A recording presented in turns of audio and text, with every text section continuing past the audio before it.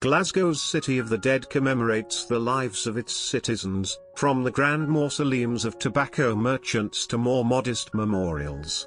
A pair of comfortable shoes is recommended, as you will wish to spend plenty of time reading the stories of the inhabitants and admiring the work of some of the city's most famous architects. Good for a walk at any time of the day. Sunsets across the city is spectacular at clear weather days.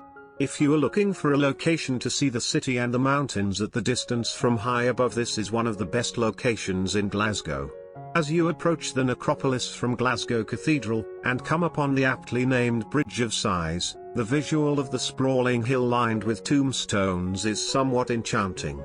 In fact, I couldn't help but stop and stare at the awesome sight that lay before me.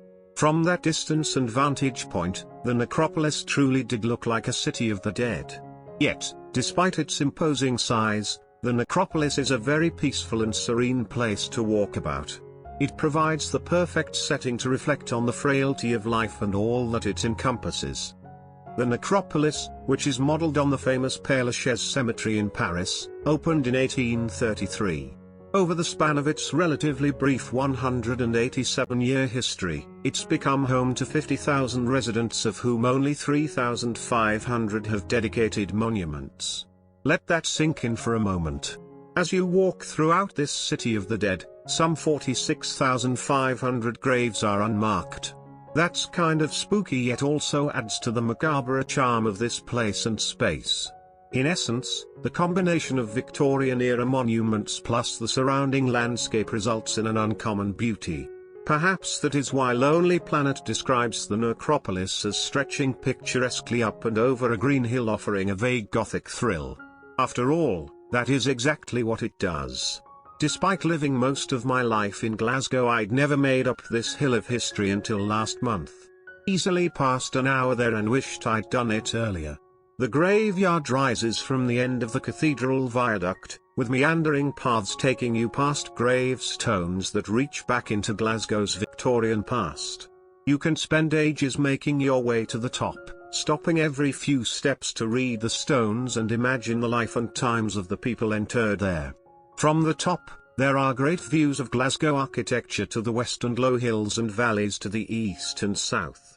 Approach from George and High Streets and you pass Mungo Man and a couple of the other murals on tenement gable ends. A garden of peace and calm. In any event, once you reach the zenith of the Necropolis, you are provided with outstanding views of the city of the living. It's quite the unique contrast. How cool is that? How cool is that? The Dark Knight traversing the city of the dead. I cannot help but think the Necropolis and Glasgow served as double for Gotham City.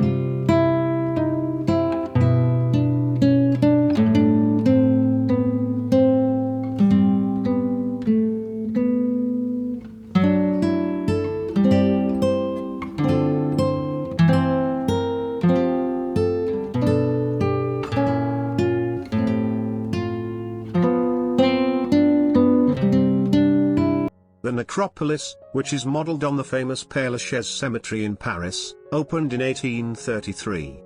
Over the span of its relatively brief 187-year history, it's become home to 50,000 residents, of whom only 3,500 have dedicated monuments. Let that sink in for a moment. As you walk throughout this city of the dead, some 46,500 graves are unmarked. That's kind of spooky, yet also adds to the macabre charm of this place and space. In essence, the combination of Victorian-era monuments plus the surrounding landscape results in an uncommon beauty.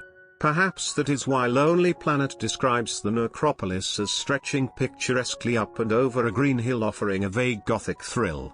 After all, that is exactly what it does.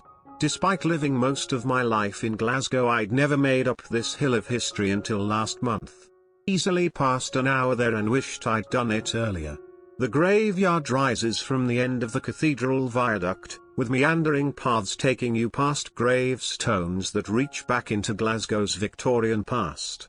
You can spend ages making your way to the top, stopping every few steps to read the stones and imagine the life and times of the people interred there. From the top, there are great views of Glasgow architecture to the west and low hills and valleys to the east.